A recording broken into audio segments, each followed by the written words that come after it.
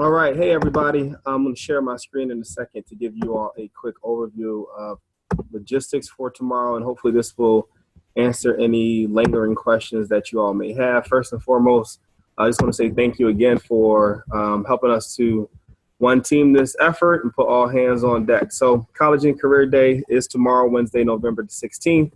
Morning entry will happen as it normally would. Students will come in 18th Street side and go into the auditorium until which time they'll be directed upstairs at the beginning of first period, or before first period starts, I should say. Students will transition to their designated first period class, which will serve as their orientation for whatever track they'll be following.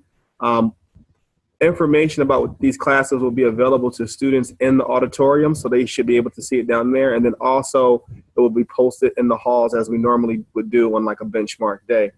12th grade orientation, however, all seniors will have their orientation in the auditorium. As soon as a student comes upstairs, if they're coming to your classroom, if you're one of the designated leads for orientation, check the roster at the door entry to verify the student is on your list before allowing them in. I foresee that students may try to still attend trips if they don't have permission slips turned in. If a student is not on the list, please redirect them to their proper room for orientation. If they do not have a permission slip, they will not be attending the trip. We cannot accept any slips the day of, so even if a student were to come to you with a slip, they will not be attending the trip if the slip just came in that day. Once students have settled in, you can show the orientation slides, which will be sent to you. These slides will cover the agenda for the day, procedures and expectations from all of our students. Students will then review the article regarding college visits and have a brief discussion with their chaperones before departing.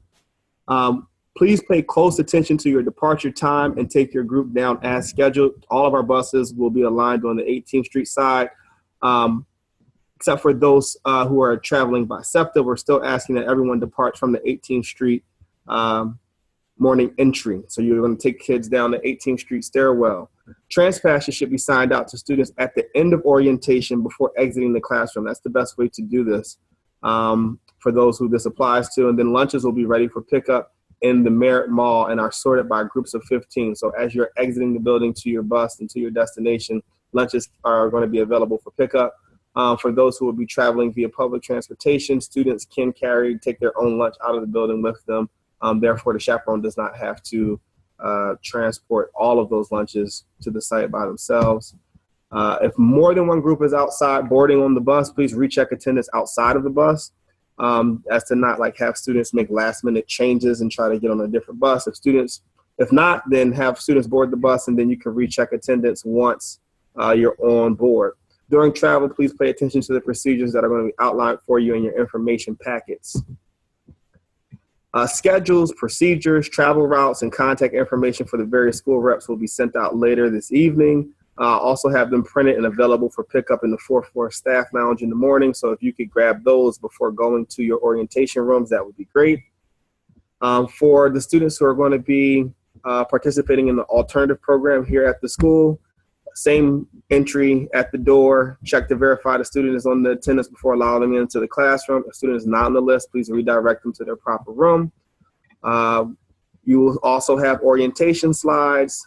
Slides will cover the agenda, procedures, expectations for the day. Students will then review an article for them regarding post-secondary planning, and they'll have a brief discussion with their teachers before transitioning to their schedule for the day. Students who stay back should be given their class schedule at orientation. They should also be given a packet containing worksheets that they will complete throughout the day in their various classes. All of the packets are the same. It's just information so that it can be kept together. That packet is going to be turned into their junior or senior seminar teacher the next day or the next time they have that class. Students should not leave their orientation classroom without a schedule for the day. Please refer to the Google Sheet for details if necessary. That Google Sheet is going to be made available to everyone in an email later today as well. All students who remain at Gratz should follow their schedules. Teachers can access the Google Sheet to determine where students should be at any given point during the day. Students who arrive late, all of our 11th grade students who arrive late but before 8:35 a.m. will be directed to their orientation classrooms. 11th grade students who arrive later than 8:35 will not be participating in any trips and will be assigned an alternative program schedule for that day. 12th grade students who arrive late but before 8:35 will be directed to the auditorium to participate and the senior orientation. Any student who comes after 8:35 will be held in the late area until the first orientation has completed, and then they'll do another second orientation for the seniors. Materials for your classes. All materials for the alternative program classes will be available to staff members later this evening by email. So there will be attachments and links along with an overview for the class. Printed materials will be given out to the students in their orientation classes, that packet that I previously referred to. So they'll have that one packet that will travel with them throughout the day. And of course, I will have extra available to staff members in those various classrooms. Rosters for classes will continue to change and therefore will be available electronically via the Google Sheet. So basically what I'm saying is that cohorts will not be finalized until like tomorrow morning even. So we just want to make sure that we're referring to that Google Sheet for which classes students should be following for the day. Normal bathroom procedures will be in place, along with, because we're staying on track with our normal bell schedule. Bag lunches will be available for all students, regardless if they're staying in the building or attending a trip. Students who remain in the building will report to the cafeteria at lunchtime. Normal Wednesday dismissal time for all of our students in the building. Students on trips who arrive back to Gratz early will go to the auditorium and they'll be released from there.